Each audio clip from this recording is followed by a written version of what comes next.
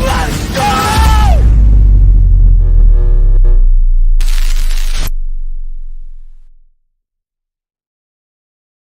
All right, huddle up, huddle up. We're gonna crank these engines up on one. All right? Wait, 80. Wait, 80, set. Drivers, start your engines.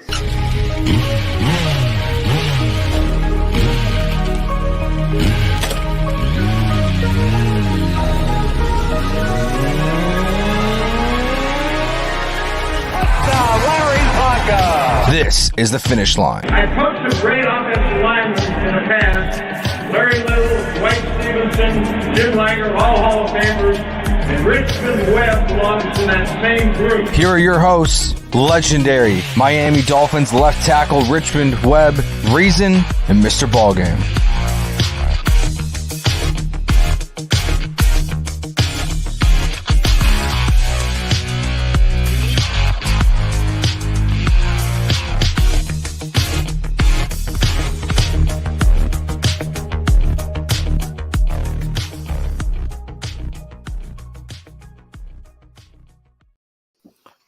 Talk about timing there, gentlemen, because guess what? The whole intro was basically missed by everyone watching. I don't know what happened, but we didn't come in live until the finish line part of our intro there. So great timing tonight. God's on our side. We've been live for 5.5 minutes backstage, but we've been live for 2 minutes on YouTube. So we welcome y'all into another episode of the Finish Line. Appreciate all of y'all coming through. As always, I'm joined by the legendary Richmond Webb, the Triple OG Mr. Ballgame, and gentlemen. Victory! If anyone ever watched Entourage, you got that one, baby. So in the great words of one of those great Chase brothers, victory! We are 1-0, gentlemen. And I got plenty I want to pick Ballgame's brain about. I got plenty I want to pick Richmond Webb's brain about because we got offensive line to talk about tonight. Oh, boy, do we ever. We got Fangio to talk about tonight. A lot of stuff to talk about. So let's start off. Richmond, Ballgame, how are y'all feeling? A little extra pep in your step? Were the birds chirping a little quieter? Was the sunshine a little brighter where y'all are at? How are y'all feeling this week heading into Patriots weekend in primetime? Man, I feel good. I've been having my pimp walk on since Sunday. You know, anytime you go on the road against a AFC conference opponent, and then we knew about the matchup with Herbert and Tua, that was going to be hyped up. Two guys got drafted the same year, you know, one right behind the other. You know, that's motivation itself when you play against them, especially when you play the same position and you want to show that, you know, you was that guy in that draft. So they went back and forth, and two great young gunslingers that, you know, to be on the road and to pull that one out. And, you know, I got a little nervous after we missed that extra point. I ain't gonna lie, but we pulled it out, and I felt good, and I think it was good for the team to start off that way, and then we're gonna head to New England, so we don't need no motivation for that game. I think we'll be good, ready. So I feel mighty good. How you doing, Mr. Ballgame? Things are always good, man, when you come off of a win. I think the biggest thing, though, for me is that I expected Tua to right the ship. The debacle that happened last season, and I didn't really have us losing to the Chargers anyway. But, you know, to have the game be as close as it was and the way they went out and they closed it out, that what made it exciting for me.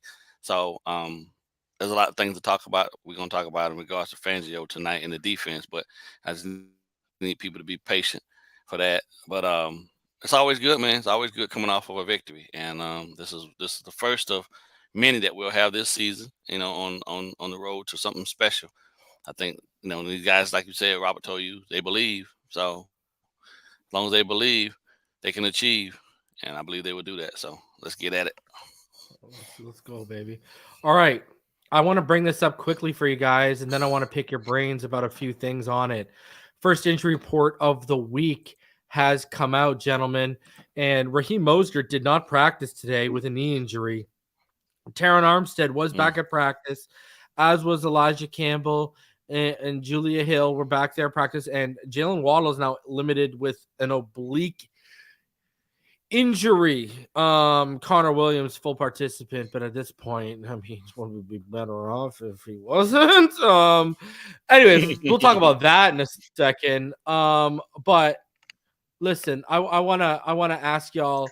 I want to hop into this. All right, now let's talk about Raheem Mostert, but let's get there. Let's talk about Terron Armstead, gentlemen.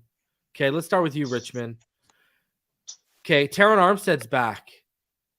Listen, we all know what this means for Kendall Lamm in terms of he's going to go back to the bench. But is it fair to say, because I'm in the belief that, man, if it wasn't Terron Armstead coming back, I don't know if you'd screw with this rotation with how good, Kendall Lamm looked on Sunday. And we're going to talk about the other tackle in a second here. But what are your thoughts on how Kendall Lamm played now that Terron Armstead's coming back? Listen, are you in the agreement of that? If it wasn't a player of the caliber of Terron Armstead, he doesn't deserve the bench? Yeah, I mean, when you get a guy of that caliber, we all know he's missed games, a few games a year.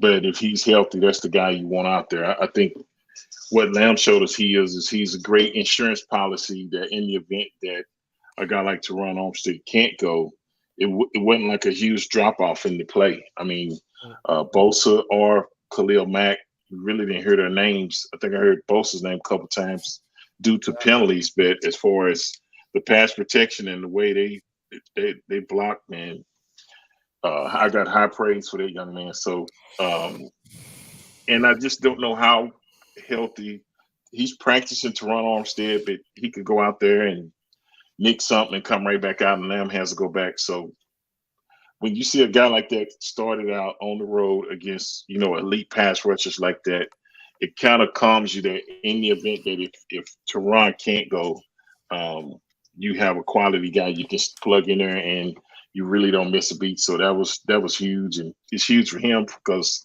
if he continues to perform that way, he'll definitely be rewarded, if not by the Dolphins, but by somebody, because tackles, it seems like it's hard to find in this league sometimes. So if he plays like that, he'll definitely get rewarded.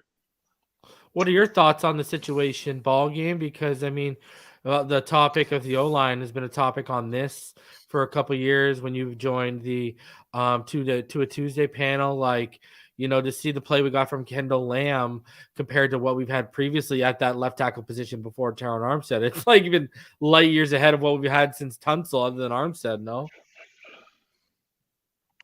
Yeah, I think if Armstead first off is not 100%, then let him get there, or get as close to that as possible. Lamm hadn't done anything at this point right now to lose the position. It's not really his anyway, but he played his ass off. Let him continue, man. That the magic that they pulled off against those two pass rushers on Sunday, bro. I wouldn't bother it. I wouldn't touch it.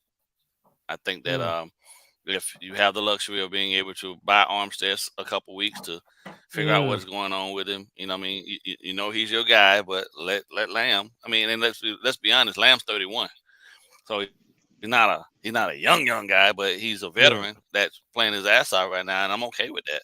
And just don't mess with the chemistry. They did amazing on Sunday, so I wouldn't touch it.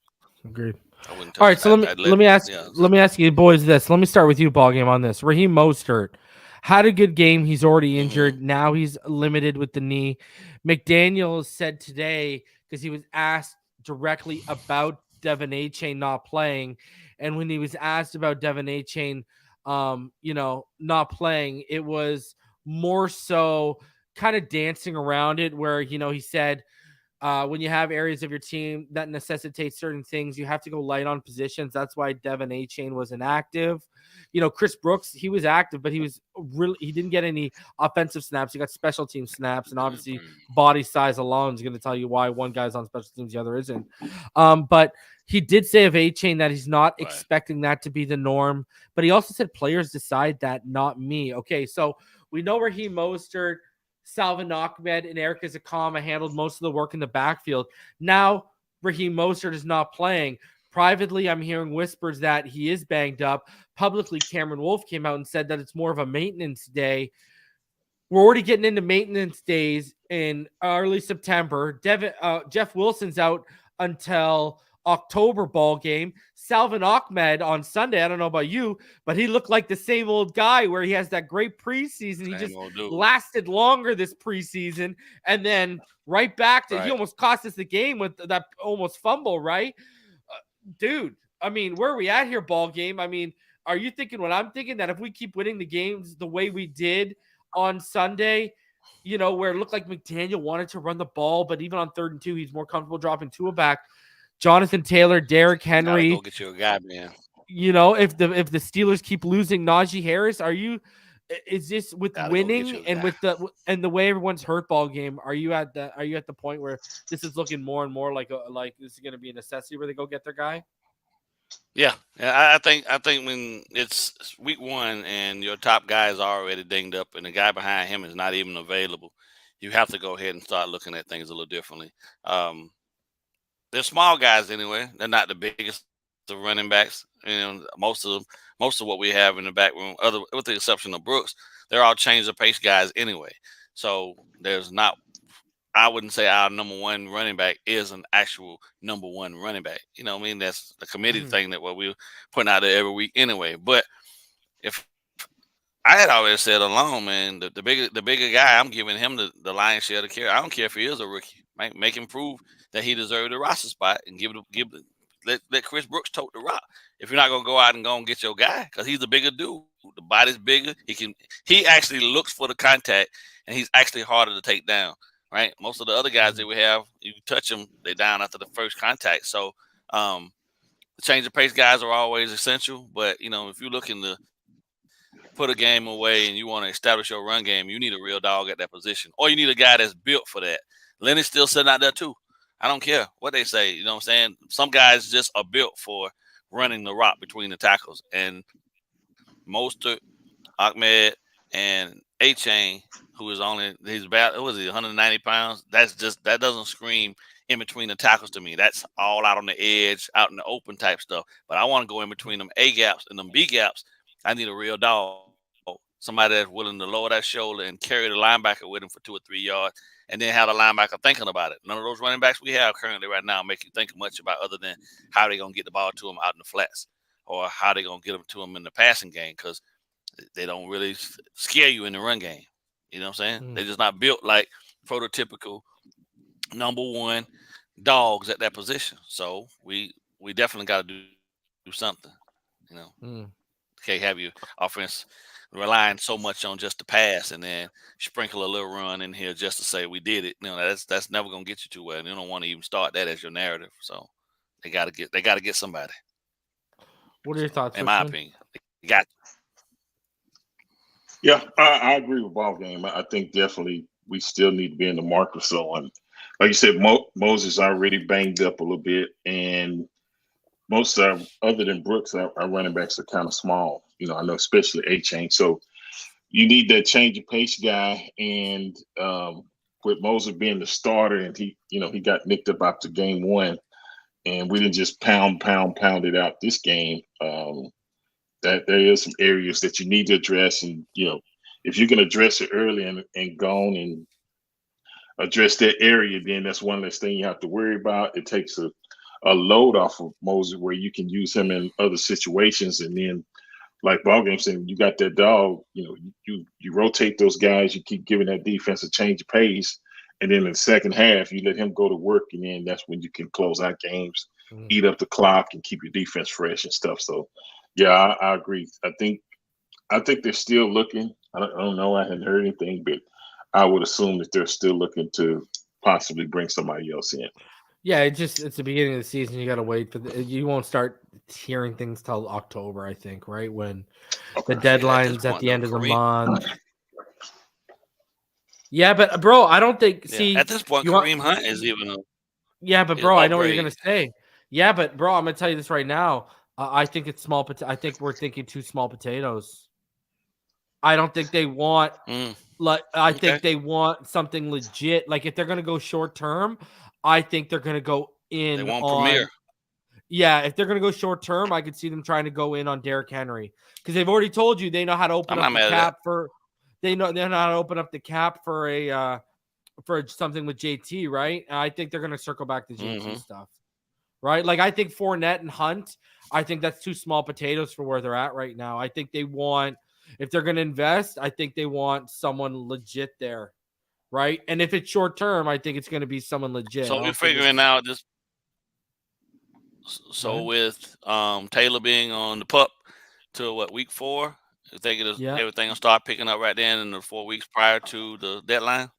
Well, my plug who gave me the info 3 weeks before anyone had it that we were talking. Remember, I had that 3 weeks before. That's basically why we pressed the stop pedal on the Dalvin Cook.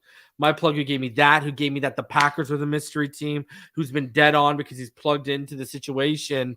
Dude, listen, he said to me the word is, like, heading into week 1, he told me that they're not going to – listen, they're not going to – he doesn't want to play another down for the Indianapolis Colts because – the problem is where it's at right now is he had 2 teams not only willing to put up assets, but they were willing to make him the highest paid running back in the NFL.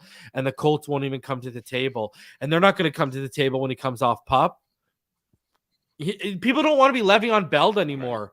They're trying to get out ahead of the Le'Veon Bell situations now, right? Like they don't want that to happen anymore. Yeah. So, and I know there's a pressure from the running back collective for him to get paid because there was a pressure on Jacobs to get paid after what he did last year, like from the, how it is, Ballgame, right. Richmond, the Brotherhood, where these guys, Richmond, nowadays they all text together, right? So and they all party and they all train together. Some of them train together, et cetera, et cetera. So I think there's pressure, for these guys to get paid. Anyways, my whole thing is, yeah, I think it's gonna get real interesting in October, baby. We're gonna be winning. It's gonna be fall in the air, picking apples, picking pumpkins, and picking your kids' costumes out and listening to rumors about us in the running back market. I'm telling you, that's what it's going to be. Watch. Sounds good, man. Keeps it all interesting. It does, doesn't it? So let's talk about this. Listen, let's talk about this. Stick with the offensive line. Let's start with you, Richmond. I want to hear your thoughts. I put up clips today because me and Martin broke down yesterday. Has Austin Jackson turned a corner? Because the one thing that really stood out to me, if you saw my Twitter post today, how violent, how active his hands were. The placement of his hands was much better. Now, he's still having problem with bull rushes and taking on power rushes. He's still having a little bit. You can catch him on his heels there. But the technique was cleaner. His hands were as violent as I've ever seen. He looked meaner. Like he had Bosa in the ground once. He had Khalil in the ground once. We would have never. What would we always say about him? Other than on the screen game, plays like, looks like Tarzan, plays like Jane, right? And Richmond, that was not the case on week 1, my friend. Yeah, the thing with Austin Jackson, and I'll even go back to last year a little bit, is before he hurt that ankle, that really said he couldn't recover from that. So I knew this was an important year for him, and it looked like he's put the work in the offseason. But the good thing about the bull rush is normally that's a change up pass rush move. Most of the time, a guy's not going to keep just bull rushing. But if you can use your hands and maneuver and stay in front of him, and like you say, be aggressive and this and that, that slows them down because they don't want to keep getting punched or whatever, because it stymies them to where they got to stop. And if you can stop the momentum of a pass rusher, you basically just shut him down. So I thought he did a really good job. It's really impressive. He's had the athletic ability. I don't think that's been the question, and he seems like he's more suited for the right tackle than the left. He seems just naturally just more comfortable. I don't know why, but it was really good to see him play. Like him and Lamm really played extremely well on Sunday, so I was happy to see that. Ballgame. We've been breaking this kid Yes, down sir. since he was a rookie, my friend. For a I minute. mean, Yes. what are your thoughts? That was the Yes. best game I've seen of him as a pro, bro. I think my thought process in regards to Austin is very similar to a lot of these kids, man. They just need time, bro. And I know that this game doesn't afford him often, unfortunately, a lot of time. But the fact that the Dolphins stuck with him and he actually was able to get with a veteran that's been doing it for a while and get a lot of these tips and tricks, and then got a coach that actually can coach what he brings to the table and bring the best of that out of him now that he's in his grown man state, bro. I'm happy for him, bro. You know what I'm saying? I'm really proud of the fact that he didn't quit on himself, and then every year he came back out, and I saw a lot of improvement from him last year, like Richmond said before that ankle injury. But to see him be able to go out there, and the Chargers were actively moving Mac and moving Bosa to both sides, trying to get some chink in the armor, bro. And neither one of them kids, Lamm or Jackson, gave him much of anything, bro. I take my hat off to him, man. And I'm glad. I'm 100% glad for him, because I think at some point I have become really like Austin Jackson's top cheerleader, bro. Male, of course, but because I wanted to see him do well, right? Because I understood his situation coming in with the bone marrow thing. But after a while, I could give that to him anymore as an excuse. And I do. I'll agree. I made a couple of excuses for him because I know some people that went through that procedure, but you chose to stay in this sport, so you got to go ahead and push past that and get into becoming a professional. And I think he's right standing at the door, and he's Sunday marked for me him stepping over into being a full-fledged tackle in the NFL and being able to hang his hat on the fact that he's stymied two of the top pass rushers, active pass rushers in the NFL, and I'm just happy for him, bro. So, hats off to him. Now just keep grinding, young man, because you know what I mean. It doesn't get any easier from here, right? Everybody gonna be trying to figure out a way to make you regress. Now you just gotta make sure and all he gotta do now is just stick with Butch, man. Make sure that relationship is solid and ask the questions he need to ask about guys that are coming up and watch the film. Shout out to Butch. Right? We wondered, were those guys in Denver, were they just unhappy because the pass block win rate was top 10 in the NFL? Were they just happy because they were so used to the other scheme? Dalton Risner seemed like he was one of those guys that was complaining about Butch, and he can't find a job right now. And look at 1 week of what we've seen with some of these guys. Because, gentlemen, what did you think about Isaiah Wynn from week 1? Because what I thought was Liam Eichenberg ain't seen that field unless Connor Williams ain't seeing the field, gentlemen. Bro. Yeah, he ain't not gonna get no play. That's what's over. They were solid, bro. Over. The offensive line, the offensive line. That's some of the best offensive line play I've seen from the Dolphins and got since the unicorn line. You know what I mean? Like, and to have that and see all the time Tua had to stand back there, man, and be able to make his reads, bro, and take chances with some of the passes because some of them windows were good, Lord, but he had nothing in his face. He didn't have to move. He didn't have to, you know what I'm saying, remaneuver, all that. Yeah, bro, they did the damn thing. And when he did, his pocket presence was so good. Like, look at how he's shifting in the pocket just slightly to open the window. And Tua was just in he's in his Hawaiian vibe, in his Hawaiian bag on Sunday, man. What did you think of Isaiah Wynn, Richmond? It was definitely good. Yeah, I mean, both of you guys called it. Last week we kind of talked about it when they were questioning whether it would be Liam Eichenberg or Wynn, and y'all both said Wynn, and actually he should have been the guy because he had a better preseason. He outplayed him, so I'm glad that they did the right decision rather than just saying, okay, this guy was our draft pick, we're gonna go with him, and it really solidified that line. Like you said, unless Connor Williams get hurt or something, that might be the only way. But for the most part, Wynn deserves it, and he's playing like he deserves it. So, yeah, that was good. So that's a good thing. I ain't got no problem with it. All right, let me ask y'all this, and ball game. We're gonna start with you? Should there, because it's rumbling through the fan base, whatever social media you want to go on, it doesn't matter. Should there be concern about Fangio's defense after only 1 week? I mean, the Chargers were 9 for 15 on third down. They only had, when you include the sacks, about 200-yard passing, but they had 233 yards rushing on 40 rushing attempts for about 5.8 yards.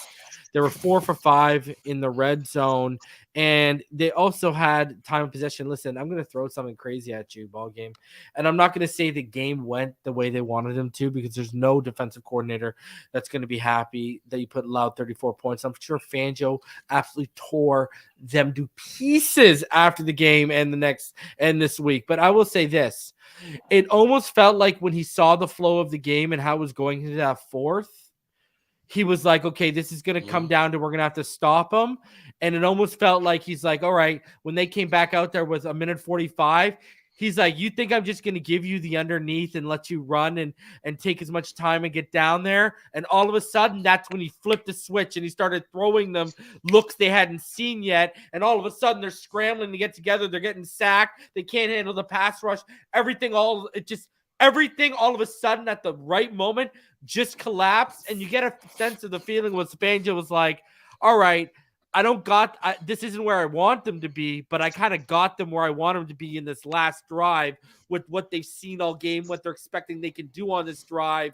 And I'm going to show them a totally different game plan. What was your thoughts on that?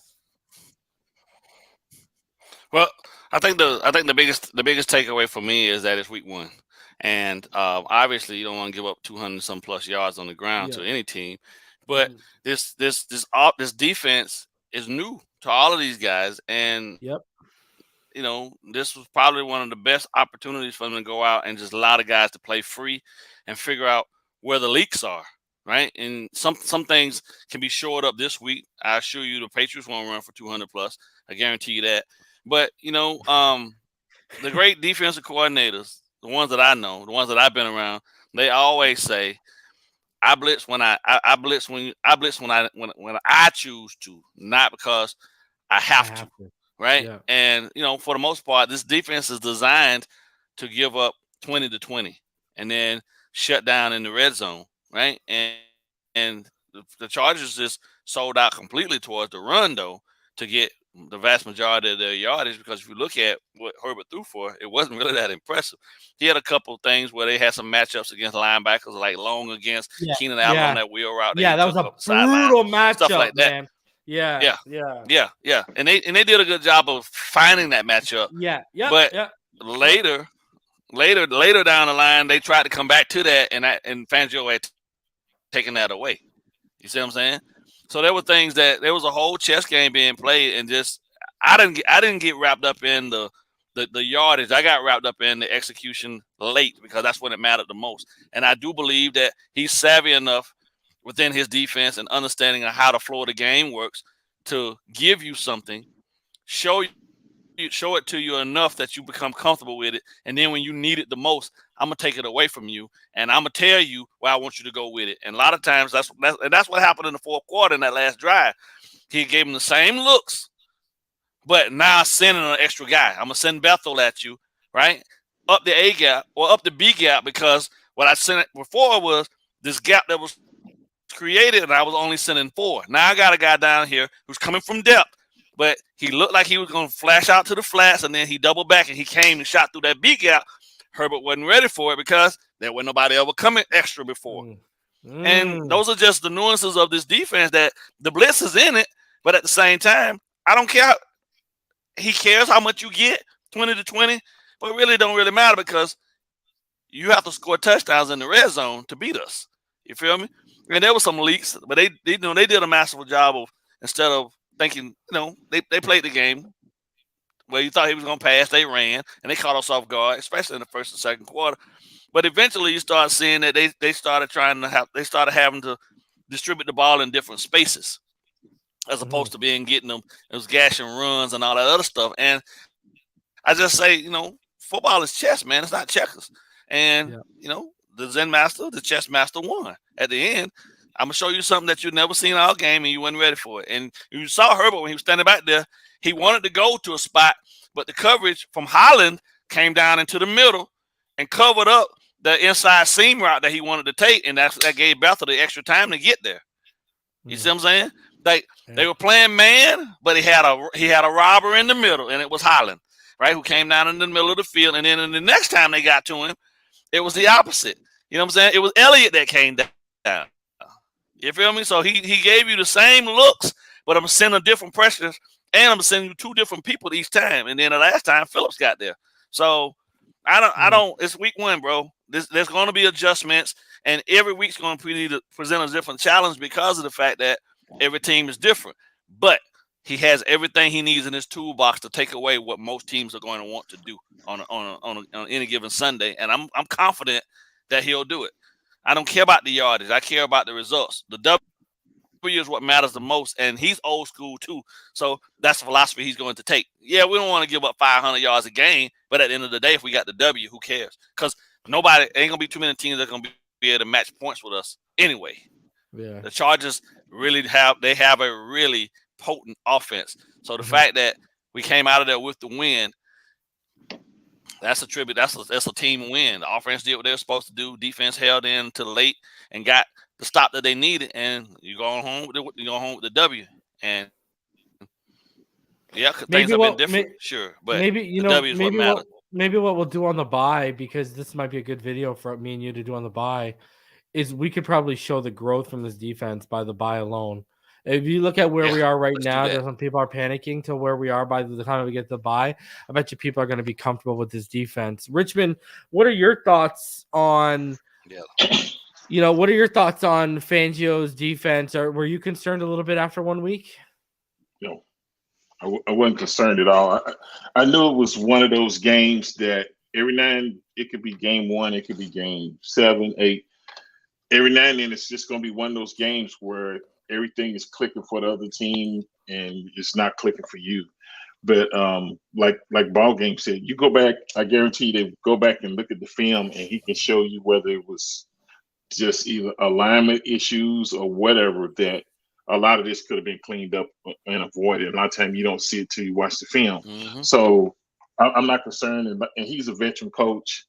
That I heard a lot of people, oh man, we got to do this. I'm like, it's one game, we won. And when I knew he was a veteran coach, and I just really didn't think about it, but at the end of the game, like y'all were saying, he hadn't blitzed, because all he kept saying is the Dolphins are just rushing forward. The Dolphins, I'm watching the TV broadcast, Dolphins rushing forward. I said, we really ain't getting a lot of pressure on him.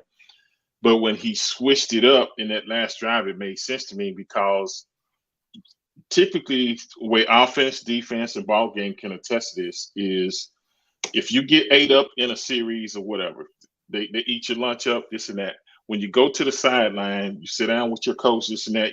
We used to look at the sheets. They got the little Microsoft pads, iPads, and you scroll through, you see what they're doing to you, and then you say, okay, if they do this to us again, we're going to do this. You make adjustments.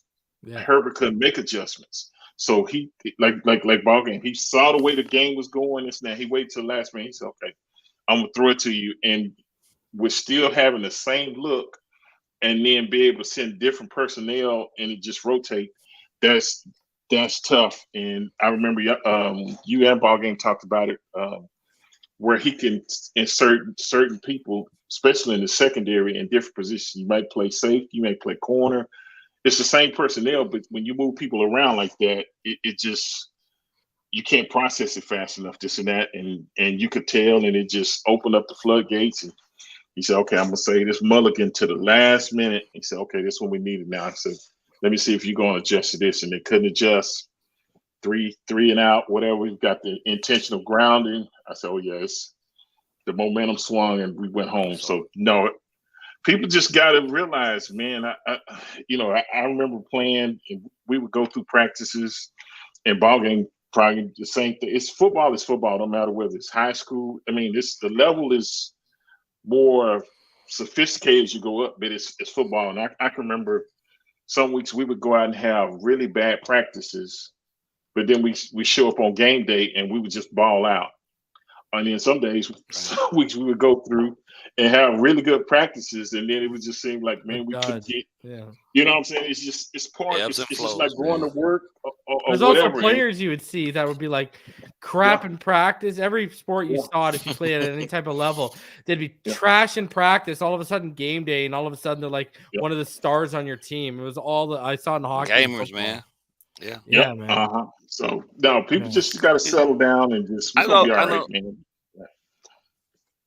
Go ahead, I know y'all probably saw it too, but on that Bethel sack, if you watched the same pass rush that that Chubb had been doing pretty much all game, he made the left tackle. He made the left tackle arc out, which created the gap because then the guard and the center took the double team. That hole was big enough for two people to have ran through it. And Herbert was sitting in there the entire time and never even sensed that the blitz was coming because of the way they played. It was so smooth. And he snuck through that big gap and blew him up the second time. And then the next time, same thing. They showed the blitz, but then the pressure came from the outside. So then they had to go and they slid a guy over to catch Chubbs. The guard tried to catch Bethel, but he was too fast, and it was 1-on-1. And then they sent the 6, and I'm thinking to myself, like, they showed you the same base blitz, and all they did was add 2 extra people to it.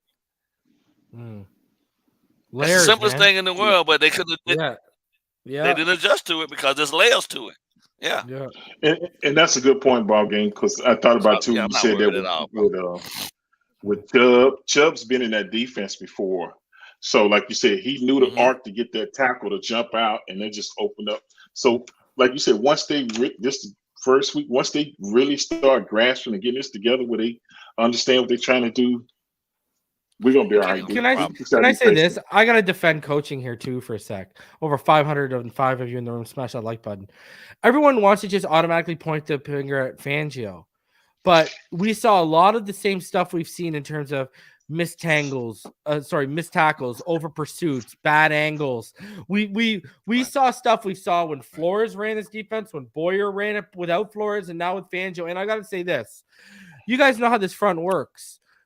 We know the front four got to get pressure. It's not manufactured. Y'all got to – the pressure will not be manufactured for you. You got to manufacture it yourself, boys. And my whole thing here, Ballgame in Richmond, my whole thing here is – Wilkins wants 20+ million, okay? And we say no because you're not where you need to be at a pass rusher. Jalen Phillips, we all pick him to break out. We all pick him to break out this year. Chubbs knows what to do in this defense. Seiler just got paid. Raekwon's in a year where he's got to be getting his money, so he's got to play at his higher level. And Raekwon flashed that at the first year at Alabama how good of a pass rusher could be from the interior. You guys have these highly touted pass rushing abilities, whether it's expectations or what you're playing for financially. Where y'all at? And on top of that, listen, he also wants $24 million because he's also one of the best league's run stoppers. Well, guys, I was seeing him get washed out for 3.5 quarters right up the middle. And we thought Jamari Sailor and Trey Pipkins on the right side would be a weakness, and they were running it down our throats off that right side. Wilkins there, Phillips there, getting just put on their heels and washed out, and I'm sitting here like, bro, I ain't paying none of you $24 million at this rate right now. So I got to defend coaching because at some point, you got to point to the personnel, and we're seeing things we've seen through 3 different defensive regimes, really. We're seeing same old habits, Ballgame. So, well, if I got to defend coaching. If Wilkins was a true elephant, if Wilkins was a true elephant, right, and Seiler was a true rhino, then we'd be talking different things. But they're not. They're not prototypical what you need to be able to really hold your own in the middle of this defense. But you got to work with what you got. But that also means that the requirement, if you can't get it done, I can't pay you top money for subpar performance. I mean, he's not going to be able to command $24 million. I just don't see it. They'd be crazy if they ever thought that they would. They're not going to do it. They're just going to franchise tag him for $20 million. Yeah, they're just going to franchise tag him for the next 2 years, play him out till he's 30, and then they'll let him walk for the compensation.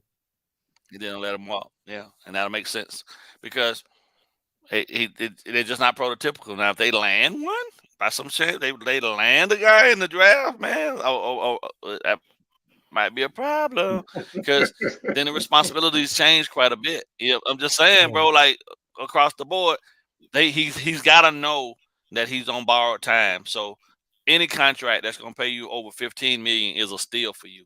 Like real talk. Like you got to pass rush. Then they get 4. They want it organic. All 4 of them guys got to be premier pass rushers to be able to generate the pressure necessary. And that's what he's going to sit in as a base defense for 3/4 of the game. And it was non-existent. Phillips needs to be more violent with his hands. Almost getting there is not good enough. Not now. Yeah. Now that we've seen this, you got to flinch. You got to close the job. And who's on that left side? Slater? Yeah. Who was the left tackle? Rashawn Slater. Yeah. Rashawn Slater. Yeah, he was giving Chubb his ass. Yeah, he was, bro. You know what I'm saying? I watched him with a couple of you know what I'm saying? So yeah, you gotta pack a lunch, bro. You gotta figure some things out because Slater had him over there on skates quite a bit. You know what I mean? Yeah. So they all got something to prove. Shit, at this point. But I believe Fangio going into this week against the Patriots because they still run dominant. They're not gonna rely completely on Mac Jones. He'll have some changes. He's got to. Because we can't afford to have another 200-plus run game outing by another team, especially not winning the division. So, guys, let's get into it because Tua was asked this about Barry, by Barry today, and I wanted to show y'all his response because really, Salty Tua is back, and he don't care about the people who say he can't throw deep, and he let it be known today.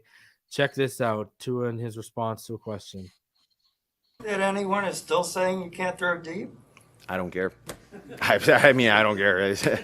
466 that's what 466 is if I can't throw deep. Thanks. And then, boys, what does he do? What does he do? There you go, young man. There you go. Look at this from training camp, from practice today. Sorry. Check this one out, boys.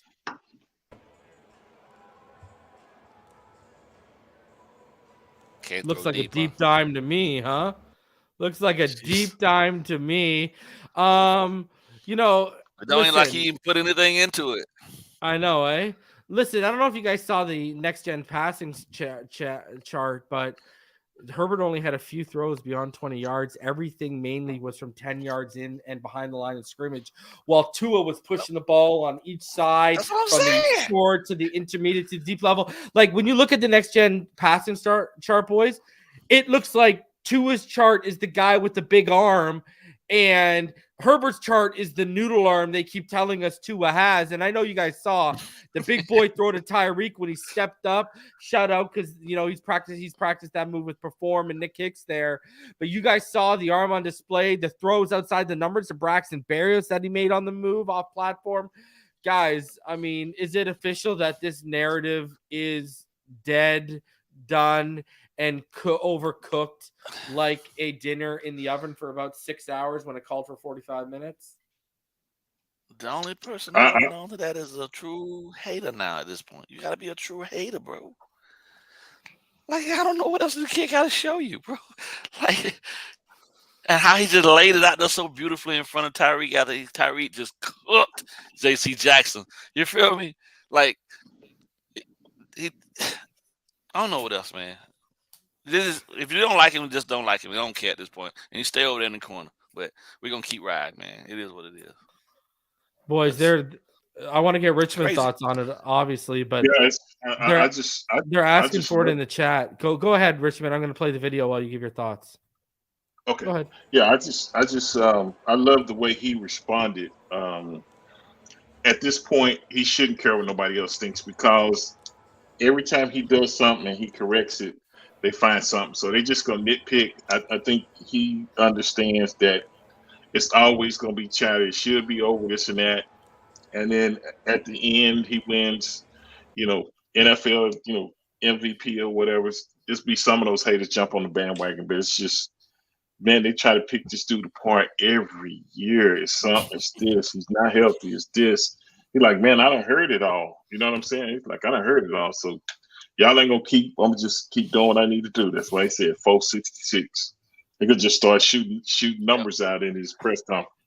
466, 495. They said he couldn't throw. Hey, Rich, they say he couldn't throw deep. They say he couldn't throw deep. Next thing they're gonna be saying, "Oh, hey, he can't throw the drag. He can't throw the shallow." Oh yeah.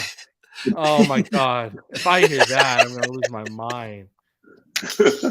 Don't hold on to it, bro. You just let it go, bro. I'm telling you, they ain't gonna stop, man. I'm telling you. Those throws to there might be 4 quarterbacks in the entire NFL that can make those throws to Braxton Berrios, bro.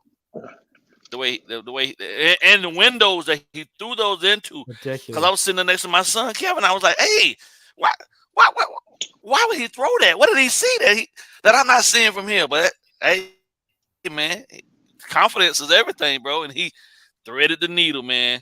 Get it in there, put it to where only your guy can get it. Those type throws, man. There's only a handful of guys in the league actively right now can make those throws. So I don't care what they say about him, bro.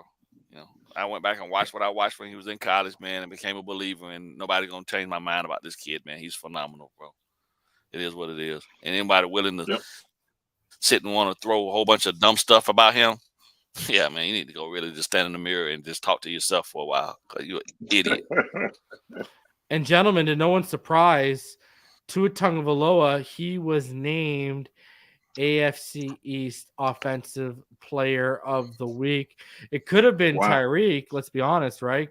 But Tua was flat out this is from NFL.com. This is from NFL.com. Tua was flat out phenomenal as he turned in an all-time season opening performance Sunday.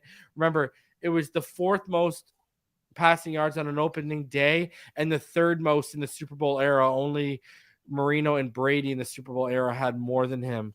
And then Norm Van Brocklin, I think, is who had the most in like 1950-something when guys used to play safety and quarterback with no helmets. Tagovailoa's 466 passing yards were the 4th most in a Week 1 game in NFL history. Finished the day with 28 completions, 45 attempts, 3 touchdowns, and 110 passer rating. It was Tagovailoa's first game action since Week 16 of last season, which a concussion forced him to miss the rest of the year. He certainly looked to be back in prime form. Listen, guys, when I did the preseason shows during training camp, and I would say Tua looks like he's MVP form, people would try to throw their slide jabs at it. Week 1, he comes back in MVP form. But gentlemen, let me ask you this. At the rate he's going, is he going to win the comeback player of the year, or is DeMar Hamlin? He ain't going to win it because he can't throw deep. Throw deep, so he's not gonna win it. Can't do it. I'll come up with whatever they say next week. He can't do that next week either, but he can't. He's just 110 passer rating. Is that all he did? Was 110 passer rating? That's it. That's it. Oh. Man, we're in trouble. We're in trouble, bro. I thought we was gonna be all right. We're in trouble. Man. Clowns need to stop, man. It don't even make sense. It's just. But I think, it depends on. I think he will win it over Hamlin, and I believe because he'll have more of an impact. I don't think Hamlin is a starter. His was, like him passing on the field. Now people will remember that. They'll want to give it to him, but like he didn't even play this first week, so I don't know when they're gonna bring him back. I don't know, how that's gonna work. But I think he's gonna be. Yeah, he's going to be limited. So it would be, if they gave it to him, it would just be really blatant. Yeah, I mean, I ain't hating against him. I'm glad to see him back. But to compare those two, that ain't even the same. That ain't even the same level. So that would be hard for me to see, especially if Tua keeps lighting it up like this. It's going to be, it would be hard, and that'd be pretty bad. What do you think, Ballgame? Yeah, I always err on the side of the stats don't lie, bro. I mean, what happened to Hamlin and him being able to come back and be a part of the NFL again is an amazing story. But at the end of the day, the Dolphins were robbed of something special last year with Tua not being around for those last couple games, and him being able to come back and rewrite the books or his own story his own way with the help of his teammates. I think that's going to be a story in itself that everybody going to want to jump on board and be a part of. So it's going to be real hard. They can find something other award to give Hamlin, but comeback player of the year, MVP, all those things right now at this point, as far as I'm concerned, going to have Tua Tagovailoa's name on them. And I think the goal is just to make a whole bunch of believers out of a whole bunch of doubters, bro. And that type of motivation is hard to shake. And he's doing it the right way, staying humble, and his teammates are supporting him. So the NFL they're gonna have to bow out. They're gonna have to bend the knee and just say, you know what, he's arrived and he's gonna be a top 3 guy, bro. Like they crowned Mahomes, but once they take the crown from him, you can't deny the king anymore. And it's gonna be, if they run the table like they should, it's gonna be undeniable. And you can put him exactly where he's supposed to be, because shit, he's a blessing to us. I don't think people really think about it, bro. Literally, if he hadn't gotten hurt in college, he wouldn't even be here, bro. He was going number 1. He would have been number 1. He was going to be number 1. So unless the Dolphins were going to give up the next 3 drafts to get him, we would have had to do something extremely crazy to be able to move up there to go get him. He was going.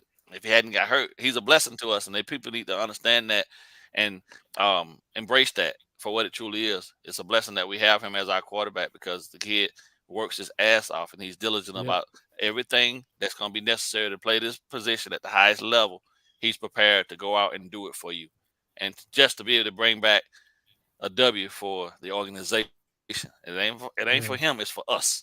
He's out there every Sunday for us to make the Dolphins reputable again. And people like him want to tear him down and criticize him and do all those things.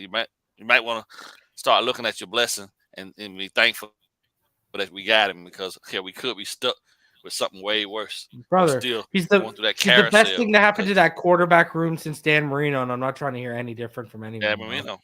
Yeah. Give me a break if anyone says any different. If anyone says any different, you never watched the Marino era, and you obviously haven't watched the past 20 years. I want to ask you guys this, though. Speaking of that offense, right? And I'll start with you, Richmond, because you were around really close to one of the greatest offensive minds ever in the dawn. Ryan Clark said something interesting. He called McDaniel's play calling. He was so impressed by it that Ryan Clark said, and I quote, "It was one of the best performances I've ever seen from a head coach who's an offensive mind." That is big praise from a former NFL safety.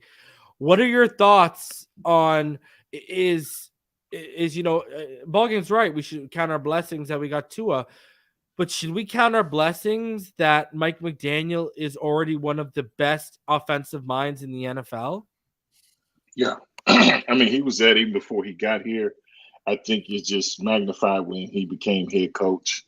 Yeah. But I think what I really love about him is he's aggressive at times where some people would say, well, let's just go ahead and punt it and this and that. I mean, if he thinks we had a momentum or whatever like that, he'll go for it on a 4th down like it's nothing. And I love that. And I think that's what the players love about him. It shows that he's got confidence in him.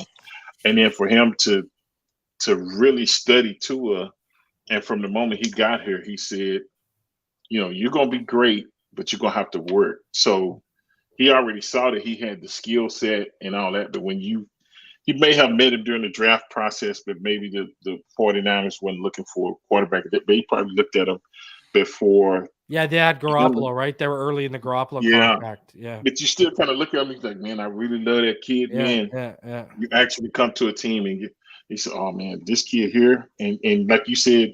Well, remember when the Watson rumors were going on, something that I heard and I reported was when the whole rumors were going on about that, before they traded for the draft picks to get Trey Lance, they had asked us if Tua Tagovailoa was available San Francisco. Okay. So they had checked in, and that's Shanahan and McDaniel were running that offense at the time. Yeah, so he knew what he had, and but I think those two really work well together, and I think they're gonna have a lot of success together because of the communication. He understands, and like when you did the breakdown and said, how Tua makes throws that not knocking Garoppolo, but it's just he can't do certain things that Tua can do. Yeah. And then when you can do that and say, okay, well, if he can do that, I can add this in, I can add this in. It's so many more dimensions of his offense that, like you said before, we hadn't seen, but we're going to see it now. And then when you got guys like Waddle, Tewart, Barriers, he's surrounded. So it's like, oh man, it's Well, Richmond. I'm Remember I did the whole show on the bye week last year about how to stop comparing him to Garoppolo, and I was like, start comparing him to Matt Ryan in this offense. And because Matt Ryan was the best guy he's the best who's been in this offense since Matt Ryan was in this offense, and Matt Ryan won an MVP in this offense, and Tua's a better passer of the football than Matt Ryan is. So that could tell you what the ceiling for this kid could be in this offense. By the way, Jose says Tua dropped 469 and 466 in Lamar and Herbert's house. Yeah, but he can't throw deep, Jose. So yeah. Can't throw deep though. Listen, Ballgame, I want to talk to you about this from the coaching aspect. I'll give you something you can appreciate. First scoring drive for us was the Mostert running for the touchdown, right? Well, you go to the fast forward to the Craycraft touchdown, right? What happened? We got down there, we threatened them with the run, and the way he faked, he opened his body to the right side. They also flared Smythe out to that side, and they had another route dragging to that side as well. And they sold everyone to that right side. And what happened? Oh, sorry. They had a couple of routes run to that right side, and everyone flared. And then Smythe flared underneath to the left, and Craycraft did a drag over top to the left. Over out over the top. Wide open. And if Craycraft was covered, you had Smythe two options wide underneath. open. False keys, baby. Setting up the false keys off previous plays. I mean, what do you think? Should Dolphin fans count their blessings? I mean, you said it about Tua. Should they do the same with having an offensive mind like Mike McDaniel in the house?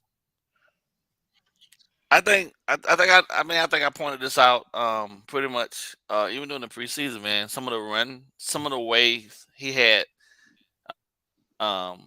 some of the pulls that the guys were doing and how they were attacking upfield towards the second level of some of the defenses was stuff I've heard guys willing to do it, but I'd never really seen it happening. And you got, to me, Mike's like Rain Man, bro. Like he's like always thinking football, right? And it's always like, I'm gonna show you this, and I'm gonna add this piece to it, and this piece is gonna give me 3 other options here, and if you even get to actually take this piece away, I still got 3 other ways to hurt you, right? So there's always this understanding that even if you take away the base, something else is still gonna be there, wide open to kill you. And he does it through formations, he does it through motions, because it's brilliant when you think about it. You got the fastest guy in the NFL. Never lined up at the line of scrimmage well, or never, not generally, about 95%. And how much of his stuff, ball game, and how much, exactly. And how much was it motion at the snap where he's motioning, and as soon as you snap the ball, he's already at full speed, right? Yeah, which is what you call an unrealistic matchup for any cornerback in the NFL, because corners are taught to play trail position, especially if it's man, because you're always worried about giving up the inside route, and you can always use the sideline to help you if the guy's going to the corner or something like that.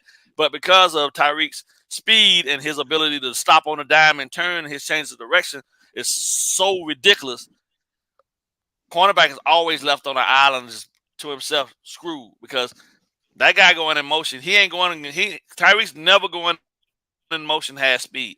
It's a build up, bro, to him being able to just take off and he is gone and out of there. And Mike uses that so well that even when they had Easy and then they ran that darn jet sweep to him, everybody went one way and then it came back the other way against it. You know what I'm saying? And Ezukama got out of there, who I didn't know he was that fast, but he got up there on the blocker so fast that at the second level he was almost gone. One block would have sprung him and he would have been gone. So all of these things are probably the same things that Mike sits up at night, and I guarantee he probably sitting up at his room in his house at a whiteboard. You take it to the whiteboard first, and then you put it on the software.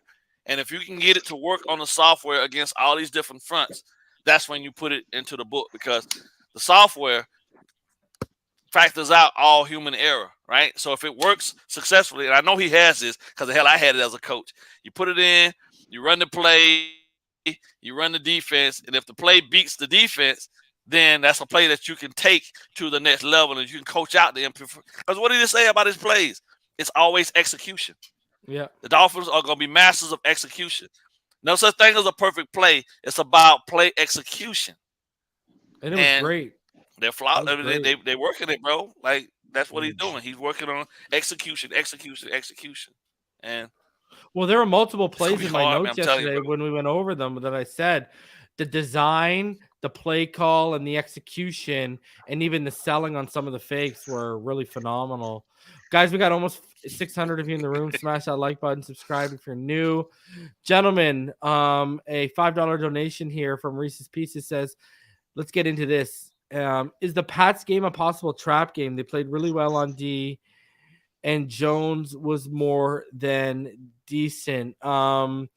Your guys' thoughts on the New England Patriots heading into the weekend? We'll start with you, Ballgame. There's no such thing as a trap game for a division opponent, because without a shadow of a doubt, there's a lot more to lose and there's a lot to gain in you winning and losing against that opponent. So no such thing as a trap inside of the division. Trap games, in my opinion, are set up for teams that don't have anything else to lose, and you know what I'm saying, you sit like I picked, in a position where like I picked us losing to the Chargers and the Commanders. Those would be trap games, right?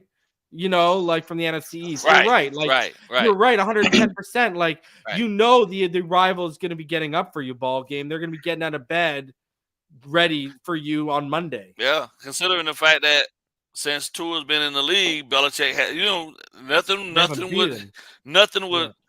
Yeah.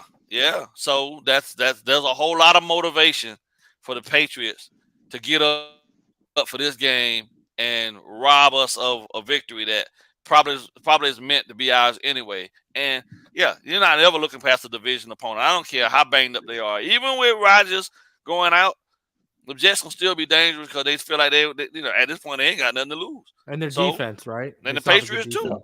And their defense is still one of the best in the exactly. They can carry that team through some games. So no, I don't see it as a trap game. I think that they're going to do their due diligence to go out and ensure that they get the W against the Patriots. They're going to put the same amount of effort, or if not more, into game planning and making sure that they're 100% ready for the challenge on Sunday, because you have to. Division, you can't win and get to the Super Bowl really without you handling your business at home, handling your business in the division first. That's first and key.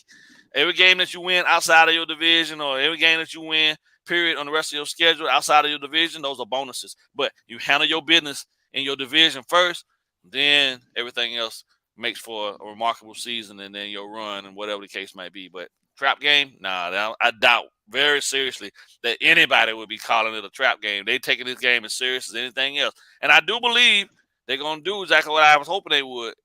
Every week, you're going to get our best punch. You're going to get the best that we have to offer. We're not going to slack off. We're going to treat because if you look at the opponents, man, every opponent that we have is potentially a team that could, we can see later, and that could hurt us, right? And rob us of a victory. So you have to treat it for what it is. They're a good team, right? They also, unfortunately, they got going slow in that game. Had they jumped out and not had those miscues up front with the tip ball for the pick six and all that stuff, the game could have been different. Yeah. Patriots are the Patriots as long as Belichick's breathing. I don't care what anybody say. That dude is one of the best at scheming up how to take things away from you. His defenses are going to always be tough, and they're going to always have a run game. So, trap game? Nah. Nah, not at all. South Florida Don agrees with Ballgame. No such thing as a trap game. Richmond, what are your thoughts on the Patriots heading in? Because I'll tell you one thing. Y'all saw my prediction. I had us sweeping that division, and when Aaron Rodgers went down, I was doing my Mr. Burns one. Excellent. Okay. And listen, I'm gonna tell you this: heading into the weekend with the Patriots, Richmond, I'm still ready to sweep this division. I ain't scared of the Patriots. Yeah, I don't see it as a trap game either.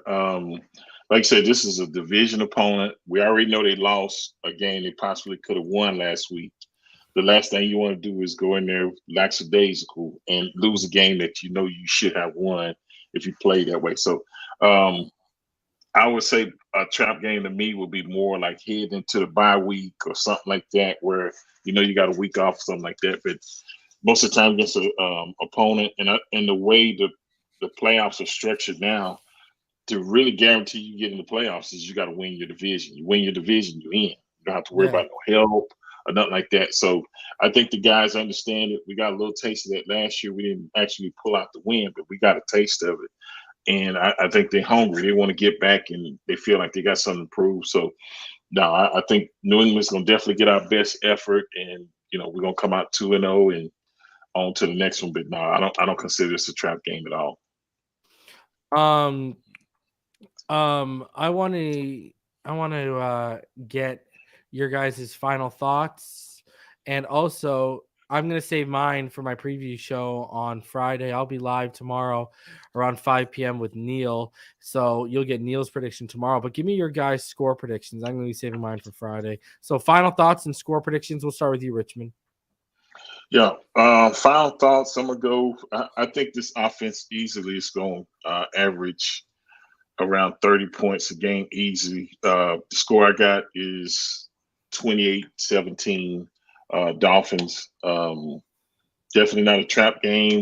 Looking forward to pick up where they left off, and I think we're gonna be prepared. And I think we're ready to go. I want to tell the fans, just relax. We got our coordinator, defense coordinator, this and that. That's not going to typically happen every week. So just calm down and just settle down, and you're going to see when it come together, it's going to be happy. But and like you said, reason you can't put it all on the coach.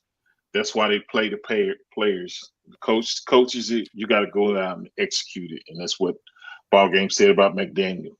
Got to be great at execution. If you don't execute it, you can draw it up any kind of way you want to. But if you don't execute it, doesn't matter what it is, it's not going to work. So that's my prediction. Dolphins go 2-0, Patriots 0-2, and we on to the next one. South Florida Don says 34-17, $10. Go ahead, Ballgame. Man, he took my score. That's exactly what I was gonna predict. 34-17. I think that the Chargers are a way more gifted offensive team than the Patriots, obviously, but the Patriots have a better defense. But I don't think that really matters because the matchups, no team is gonna have an answer to be able to stop both Waddle and Barrios and Hill. So there's gonna be guys open pretty much everywhere. And as long as Durham Smythe is still out there doing what he was doing as a tight end, it's gonna be a problem, right? So, yeah, man, big time. So for me, I just want people to keep in mind that Rome wasn't built in a day. And just because these guys have been around, they've been playing, and they've been played in a couple different philosophies mentally, defensively, and it's gonna take them maybe 5 or 6 weeks to gel in this Fangio defense, because even though they're doing it in practice against our guys, it's way different, and guys do things different when they're not your teammates and they're not they're on the other side trying to take things away from you. So give them that mercy. I mean, give them that grace.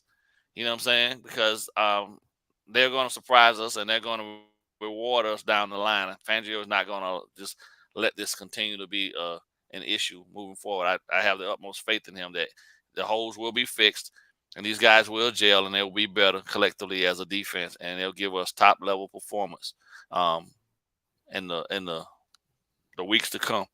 Just got to get there. You know, it's just like an offense starting off from the ground up, right? You got to take your bumps and your bruises with it, but they get to do it against live opponents, and that's a little bit more interactive and a little bit better for them because they get to see firsthand what adjustments need to be made. You know, and we can lean on the offense a little more now. They're in the second year of the install, and they look proficient coming out the gate. So them scoring is not going to be a problem. So it gives these guys a little bit of time to adjust to figuring out how to take things away from opponents. Just be patient, people.